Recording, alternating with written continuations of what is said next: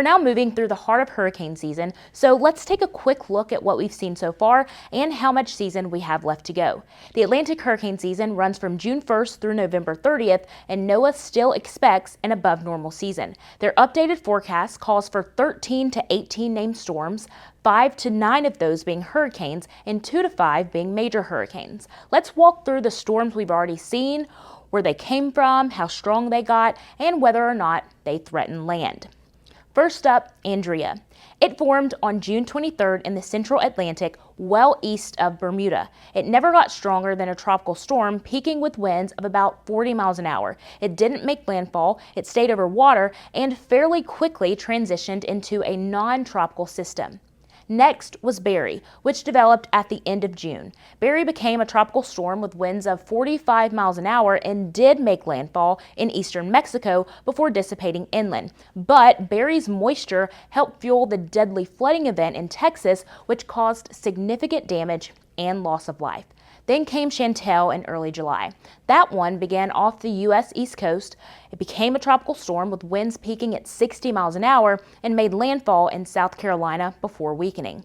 After a quiet stretch, Dexter formed on August 4th near a stalled front off the North Carolina coast. It strengthened to a tropical storm with peak winds of 50 miles an hour, then moved out to sea. No landfall, no major impacts. Then we had Erin, one of the strongest storms so far.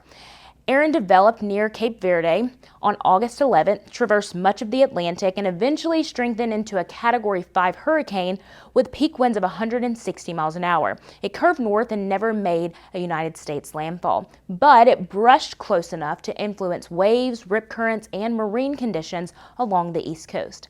Right after Erin became extratropical, Fernand formed in the open Atlantic southeast of Bermuda. It peaked as a tropical storm with winds of 60 miles an hour, but was weakened by wind shear and never threatened land. Then came Gabrielle in mid-September.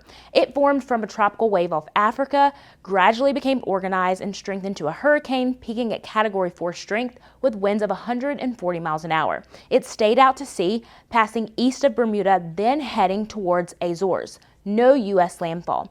Now to Umberto. It rapidly intensified and reached Category 5 strength in the Atlantic with winds of 160 miles an hour before it weakened. It never made landfall in the United States. Instead, it passed west of Bermuda and eventually merged with a frontal boundary, transitioning into an extratropical system, and it was renamed as Storm Amy by the UK Met Office. Most recently, there was Imelda.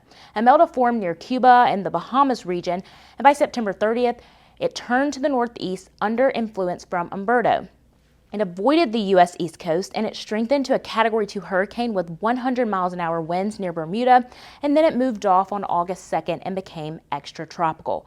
As we head into October, we've had 9 named storms, 4 hurricanes, and 3 major hurricanes so far. This month is still prime time for hurricanes. Statistically, some of the strongest Gulf storms have formed late in the season. This is the time to double check your plans and supplies to ensure you are 1 week ready. For more frequent updates on the tropics, be sure you are following Escambia County Emergency Management on Facebook. Thanks for spending a minute with EM.